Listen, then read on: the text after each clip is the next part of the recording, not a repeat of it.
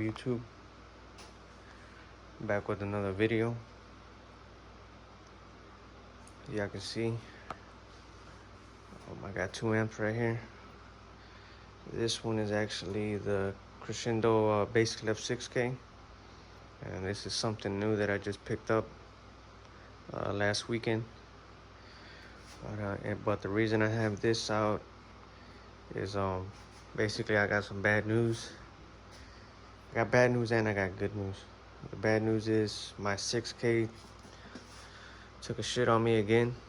Actually, it was my fault. It was an accident. Actually, the box terminals on the outside. My box I was starting to seal my box in the trunk, and I was removing the box, and I forgot to screw it back in place.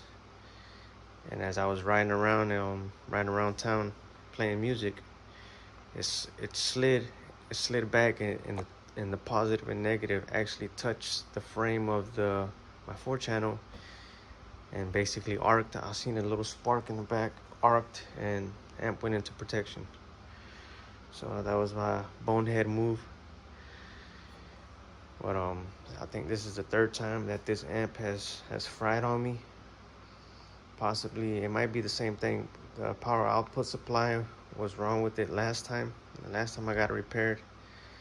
Not exactly sure what all was replaced, but from what I remember, it was the power output supply. But just recently took it out. Take a look at it.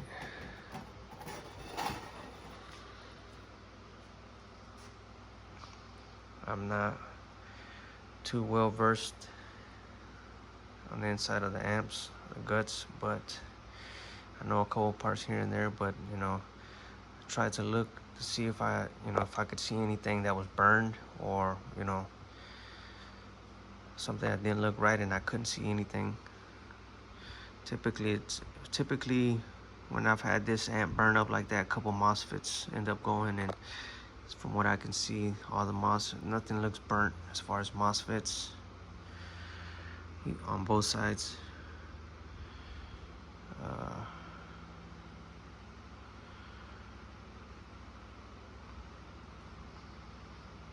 Yeah, I can't really tell if anything, what exactly was damaged, but it does go into protect mode. As soon as I plug it in and out, the remote wire, it goes right into protect mode. So I think the last time that it fried on me, it wouldn't go into protect mode at all. So I think more damage was done last time. But it is going into protect mode every time I hook it up.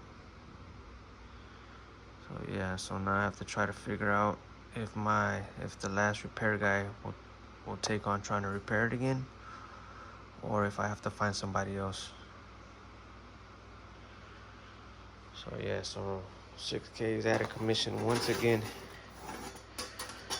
So hopefully I can find somebody local, or if not, that doesn't have that much of a weight, to start working on it. That way I can get it back in action as soon as possible, because I'm very fond of this amp. But here's after this happened, I think about a week later, maybe 2 weeks later, I decided I was gonna look for another amp, something temporary. So I went on Marketplace, and I was looking at a Crescendo bass 4K, same series as this, just 4K. This is a 6K. And when I was gonna meet up with the guy, or before I was gonna meet up with the guy, I actually seen this one on Marketplace as well for like $100-200 less than the 4K. And I don't know a lot about Synergy amps. What I do know is they're pricey.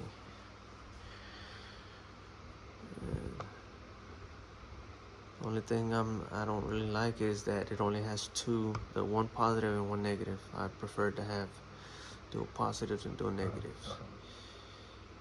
But overall, it looks like a well-built amp. And this is the the wfo45.1d. From what I understand,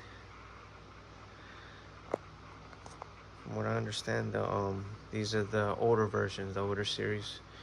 They have the updated WFO series, which look a little bit different. This one, of course, has your dual inputs, your dual power and dual ground. Nice size. One out for sure. And it's 45, so it's 4,500 watts RMS. But if anybody knows about synergy amps, these are like, they underrate all their stuff. Even the series underneath the WFO, which is the SYN series, those are underrated as well. And like I said, I got this one for a decent price. Doesn't have a bass knob. I couldn't find a bass knob. The guy didn't have a bass knob. He just used the bass knob from the RCAs, the back of the head unit. So if I can't find a decent bass knob, I'm probably gonna go with the same kind of bass knobs that he was going with. Can't remember. I know these bass knobs are different. I actually got a couple bass knobs, so I'm not sure if this one might work.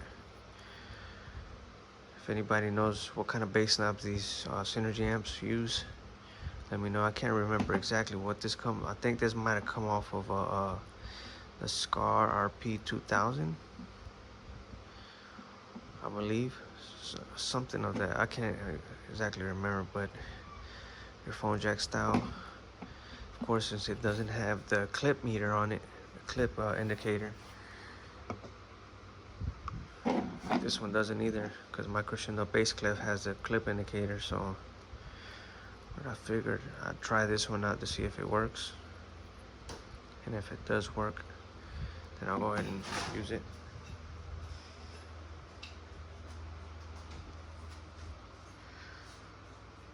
But yeah, basically I'm gonna wire this on the Phi Neo, which is over there. My box is right there. I had to take everything out, but I'm gonna go ahead and wire this at 1 ohm. I know these are half ohm stable, so I think they say 4,500 RMS, but it's really like a 6,000 watt amp, and then it does even more at half ohm. So this thing is about the same size, if not slightly. I think it looks slightly longer. So imagine 6,000 watt amp, 4,500 watt amp, and this thing looks bigger than my 6K, which is crazy.